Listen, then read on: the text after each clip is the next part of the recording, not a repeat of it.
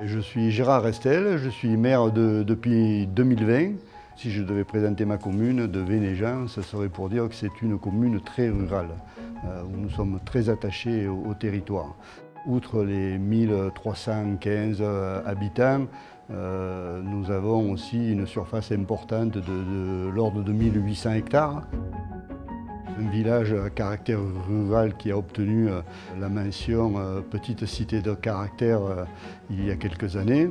Et puis après, outre le centre du village qui reste très ancien, il y a eu des constructions nouvelles depuis quelques années et on se projette vers la plaine en allant vers Bagnols. C'est un village où il y a un patrimoine varié et très beau. Comme par exemple, vous avez pas loin la rue de Landrune. Un peu plus loin, vous avez l'église. Vous avez la tour de l'horloge et un peu plus loin, la chapelle. Et si vous regardez en montant la grande rue, on voit les 3 clochers alignés. C'est une particularité de Vénéjean, ces 3 clochers.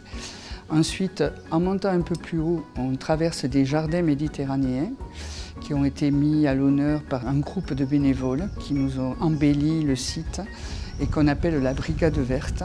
Ça, c'est au pied de la chapelle et un peu plus haut, donc il y a la chapelle. Et quand on continue sur la droite, on arrive à un donjon avec des vieilles pierres tombales et un peu plus loin, sur un moulin à vent. Voilà donc notre beau patrimoine. En 2018, nous avons financé notre vieille salle des fêtes qui était vraiment pas aux normes. Et donc, c'est devenu ce qu'on appelle maintenant l'espace Maurice Faust. Il y a un arbre à vent juste à côté et donc des panneaux photovoltaïques sur le toit, donc pour montrer qu'on est dans une commune de développement durable. Pour l'espace Maurice Faust, on avait emprunté 220 000 € à l'Agence France Locale, qui en fait était un emprunt in fine, pour nous permettre de percevoir le FCTVA et aussi les subventions, parce que les subventions, on les a toujours avec un décalage des fois de plus de 2 ans. Donc merci à l'Agence France Locale. Et ensuite, nous avons acheté une maison et nous avons fait un emprunt de 200 000 € sur 8 ans, qui s'achèvera en 2026, ça c'était en 2018.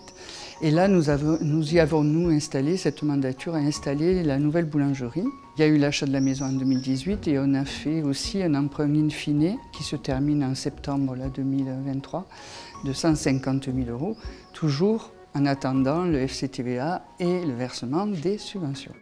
Quand nous avons voulu, lors de la mandature précédente, rénover notre bâtiment, notre salle des fêtes qu'on appelle aujourd'hui Espace Maurice Faust, on avait obtenu un emprunt à taux zéro, mais ce n'était pas suffisant. Du coup, comme c'est moi qui suis l'adjointe aux finances, c'est moi qui ai contacté à l'époque monsieur Philippe Roger, qui m'a fait des tableaux de simulation.